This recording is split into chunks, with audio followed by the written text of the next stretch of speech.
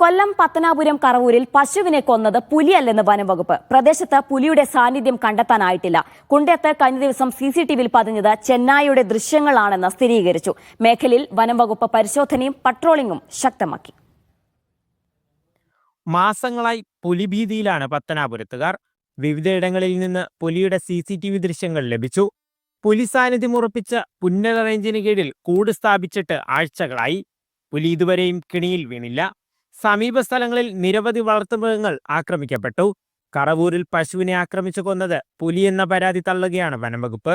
ആ സ്ഥലത്ത് നിന്ന് നമുക്ക് പുലിയതായിട്ടുള്ള യാതൊരു പുലിയാണെന്നുള്ള ഒരു എവിഡൻസും കിട്ടിയിട്ടില്ല. പക്മാർക്കില്ല. വേറെ നമ്മൾ പരിസരമൊക്കെ പരിശോധിച്ചതിലും അതുമായിട്ട് ബന്ധപ്പെട്ട യാതൊരു ഇതും കിട്ടിയിട്ടില്ല. ഇവർ പറയുന്ന പുലിയെ കണ്ടിട്ടുണ്ടെന്ന്. അപ്പോൾ നേരത്തെയും ഈ സ്ഥലത്ത് പുലിയുടെ സാന്നിധ്യം ഉള്ളതായിട്ട് ഇവർ പറയുകയും നമ്മളവിടെ ക്യാമറ വെക്കുകയും 1-2 സ്ഥലങ്ങളിൽ ക്യാമറ വെച്ചിട്ടുണ്ട്. പക്ഷേ അവിടെ നിന്നൊന്നും നമുക്ക് യാതൊരു സൈറ്റിങ്സും കിട്ടിയിട്ടില്ല.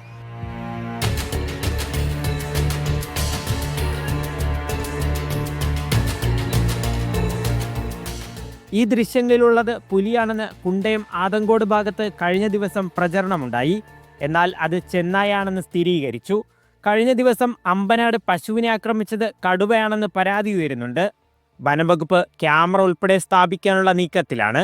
സംശയമുള്ള മേഖലകളിൽ ക്യാമറ സ്ഥാപിച്ച് നിരീക്ഷണം നടത്തുകയും ഈ ക്യാമറയിൽ നിന്നും പുലിയുടെ ദൃശ്യങ്ങൾ ഉണ്ടായിട്ടില്ലാത്തതുമാണ്. വനംവകുപ്പ് ഊർജിതമായ പട്രോളിങ്ങും രാത്രികാലങ്ങളിലുള്ള പട്രോളിങ്ങും ഒക്കെ നടത്തി വരുന്നുണ്ട്. അപ്പോൾ ആ രീതിയിൽ ജനങ്ങൾ ഭീതിപ്പെടേണ്ട സാഹചര്യം നിലവിലില്ല. വേനൽ കനക്കുന്നതോടെ പുലി ഉൾപ്പെടെയുള്ള വന്യജീവികളുടെ ആക്രമണങ്ങൾ രൂക്ഷമാകുമോ എന്ന ആശങ്കയിലാണ് നാട്ടുകാർ. മീഡിയ 1 കൊല്ലം.